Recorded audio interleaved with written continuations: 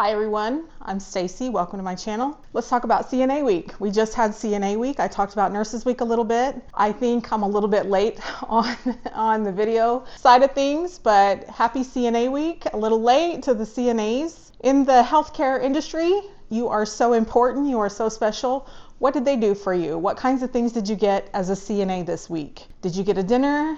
Did you get a bag of goodies? Did you get some kind of treat? I hope you did.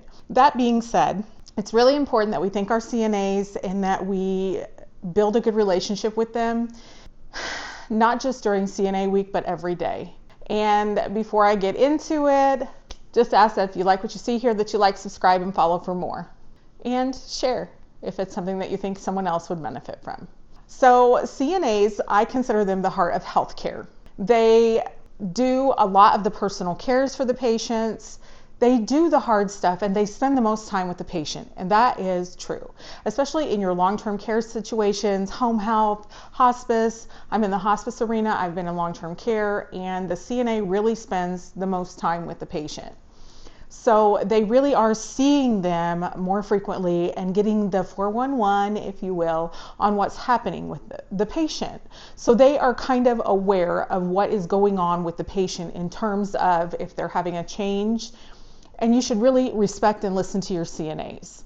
I have heard people say negative things about CNAs, but I think for the most part, most of us nurses understand that the CNA is critical, and having a good relationship with that CNA is critical. And it's also important, if you can, to help your CNAs when you can.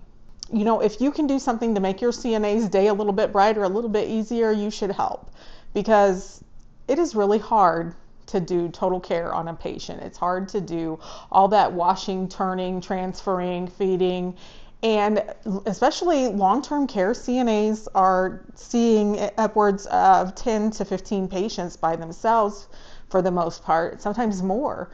And so the care that they give is really critical, and it's really important that we don't take them for granted, that we help them when we can. If you see a call light going off, answer it for your CNA. I know that there's CNAs and nurses in any job that you go to, they're not pulling their weight. That's just the nature of working. You're always going to have somebody that's not pulling their weight, and you're always going to have somebody that's pulling a lot of weight. So pay attention to those people and try to lighten their load.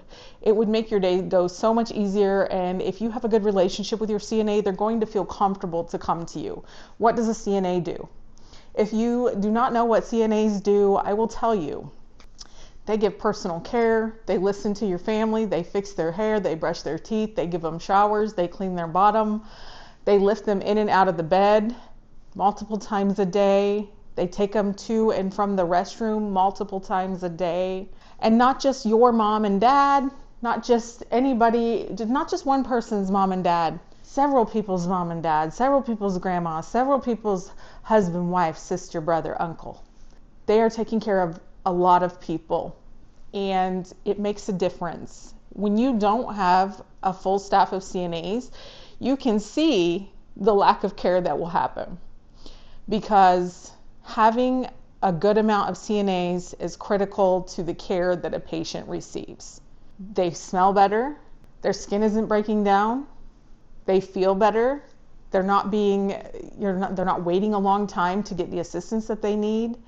If there is a full staff of people and people feel appreciated for what they're doing, it shows in the patients. It shows in the patients, because the patients and the families are satisfied. And it goes a long way. A little goes a long way. So a CNA, a certified nursing assistant, they do things like make the beds, give the patient food, water, drinks. But those are like the care needs, right? Like, so they're doing personal cares. They're doing those things. But how many times have you seen a CNA go the extra mile? They spray a little perfume on the patient if they have a perfume that they know they like. I've seen CNAs go to the dollar store and purchase their own little perfume for their patient just because they knew their patient liked it. And it made their patient happy, and it made their patient feel good and smell good. CNAs lotion our patients down. They keep their skin healthy. They keep them fed.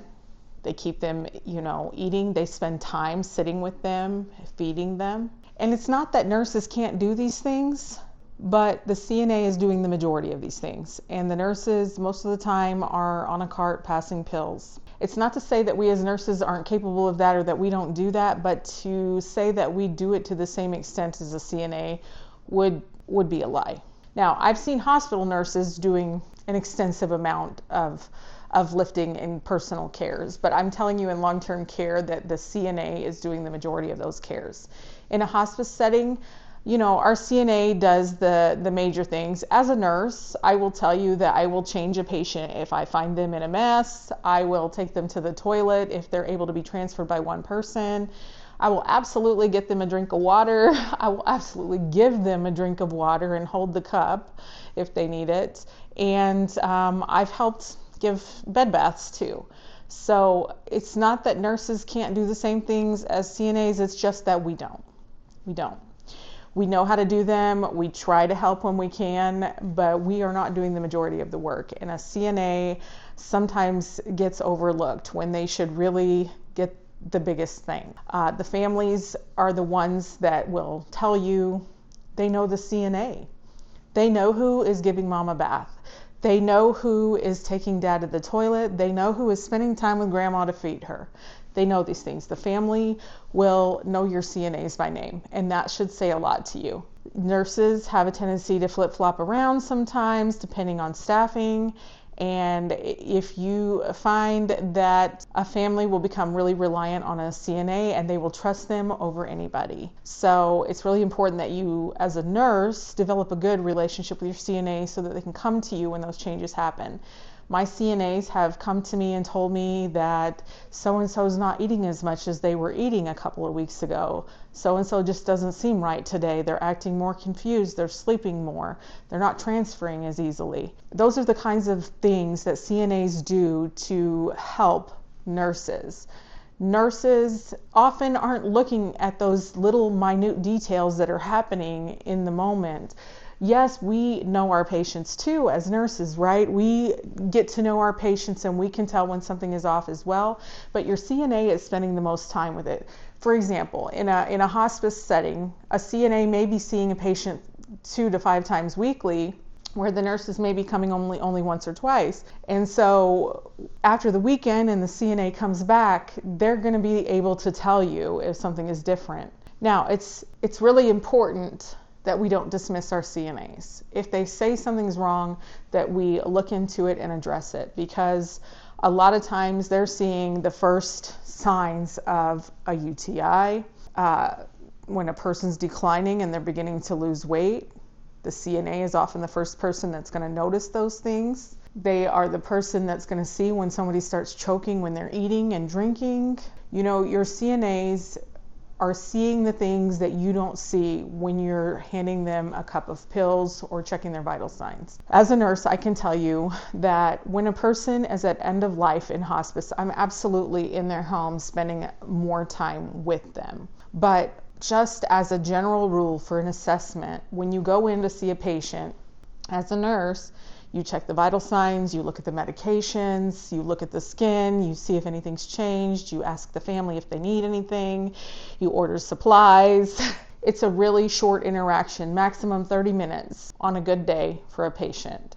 But you think about what CNAs are doing. They are sitting, talking to the patient, fixing their hair, brushing their teeth again. They are changing their linens. They are spending additional time with the patient, and they are looking at and talking to the patient, whereas sometimes as a nurse, I might be looking in my tablet, asking those questions, checking my boxes. I will tell you that a patient family made me aware of being more present with my patients by saying that I was just checking boxes and that he didn't feel I was engaging with his spouse. And that was like eye-opening for me. And the CNA had a really good rapport with the patient. Sometimes if you go and you see a patient at the same time of day every time, you might see a different patient than what the CNA sees. You might think that they're worse or better than they are based on the time of day that you're coming to see them. So it's really important that you talk to your CNAs, that you listen to your CNAs, and that you thank your CNAs. I'm telling you, I work with an amazing group of CNAs, and I couldn't ask for a better team. And so I have worked with really, really, really wonderful CNAs over the years as a nurse. And if you've ever worked with me and you've been a CNA with me, you are the best, baby.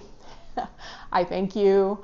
There's nothing I can say, there's nothing I can give you that would express enough thanks. So you deserve all the thanks that you get, you deserve all the appreciation, and I don't have enough words to tell you how much I appreciate everything that you give to our patients. So this is just going to be that. Tell me some stories that you have about CNAs that you've worked with. I'd love to hear about it. Tell me some times when you had some CNAs that you didn't have a good experience with. I mean, there's a flip side to every story. I'd like to focus on the positive, with it being CNA week. I will tell you that my CNAs got a lunch and they got a goodie bag and they got lots and lots of love from our nurses. Our nurses gave them lots and lots of thanks and praise. But I will tell you that as CNAs, you should get praise every day. Thank you for what you do. And I hope that you have all the blessings in the world for the care that you give. I guess that's all I want to say about that, but thank you so much for watching. If you took the time to watch, I do read your comments. If you comment, I do respond. It takes me a little time sometimes, but thank you for watching and I hope to see you soon. Bye-bye.